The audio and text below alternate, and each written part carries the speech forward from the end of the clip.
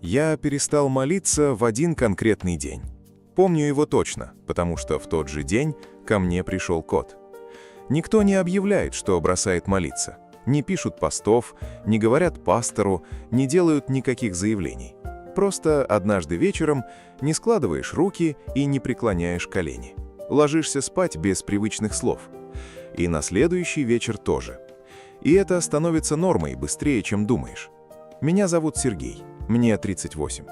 Я верующий, или был верующим, или снова верующий, уже сам не разберу, как правильно. Расскажу по порядку. 3 года я молился об одном.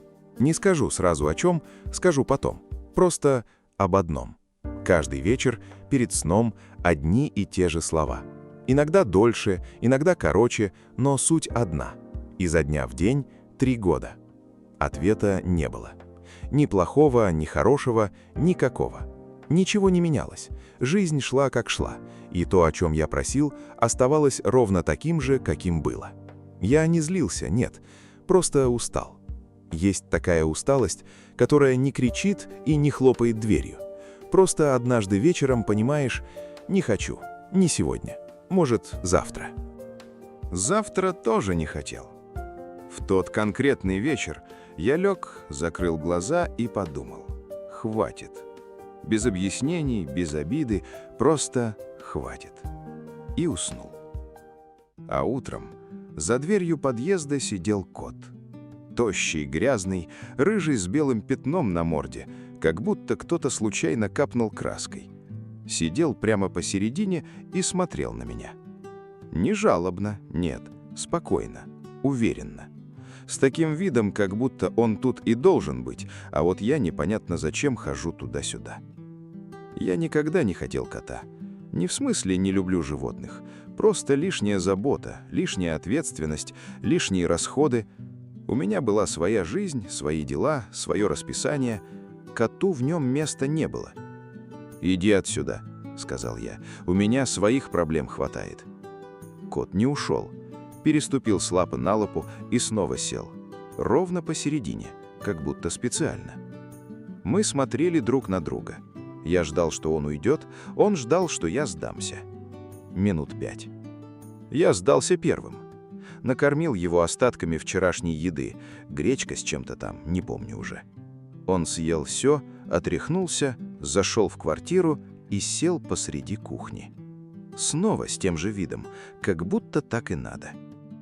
Я назвал его «Рыжий». Без затей, по самому очевидному признаку. Потом думал придумать что-то более оригинальное. Не придумал. Рыжий так рыжий. Следующие недели он становился частью дня. Тихо, незаметно, как становится частью дня все, к чему привыкаешь. Я стал вставать чуть раньше, покормить. Узнал, где он любит спать, в углу дивана, всегда в одном и том же месте. Научился различать его мяуканье. «Дай еды» звучит иначе, чем «просто хочу внимания». Тон другой, настойчивость другая. Возил к ветеринару на прививке. С трудом запихнул в переноску, он орал всю дорогу, я делал вид, что не знаком с этим котом. Переживал, когда он 2 дня плохо ел. Я тогда не думал об этом как о чем-то важном. Просто кот занимал время, заполнял что-то. Что именно, не задумывался. Но было кое-что, чего я не замечал. Утром рано, раньше я вставал молиться, теперь утром рано вставал кормить рыжего. Вечером перед сном раньше склонял голову и говорил слова Богу, теперь вечером перед сном проверял, закрыта ли дверь на балкон, не выскочит ли кот ночью. Я этого не замечал. Рыжий, видимо, не замечал тоже. Ему было все равно, лишь бы кормили вовремя. Однажды вечером он не пришел к миске. Я не сразу понял. Поставил еду, пошел по своим делам, вернулся, миска нетронутая. Нашел его в углу за диваном. Лежит, не двигается. Глаза открыты, но как-то не так. Потрогал теплый, живой, но вялый. Не реагировал на голос. Я сел рядом прямо на пол. Просто сел, и в сердце защемило. Гладил его, говорил что-то вполголоса, не знаю что, просто говорил, как говорят, когда не знают, что делать, но молчать невозможно. Рыжий лежал и иногда моргал, медленно, тяжело. Прошло, наверное, часа 2. И тут я поймал себя на словах. Они просто вышли. «Господи, пусть с ним все будет хорошо». Я замер. Сидел на полу рядом с больным котом и смотрел в окно. 3 месяца не молился. Точнее, молился, но машинально и без подключения сердца. Скорее всего, многим это знакомо.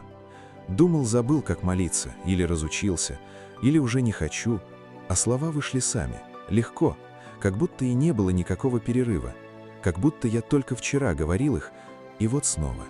Рыжий слабо мяукнул. Я снова начал его гладить. Сидел и думал о странном. 3 года просил об одном, важном, нужном, каждый день одними и теми же словами, с полной серьезностью. Ответа не было. А сейчас попросил один раз спонтанно про кота, сидя на полу.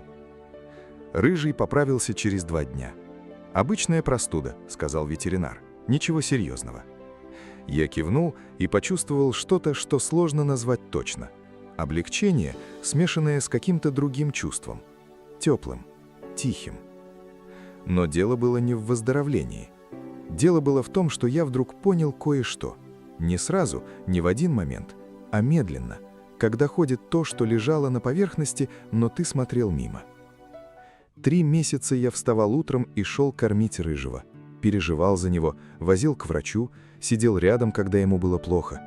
Это и была забота.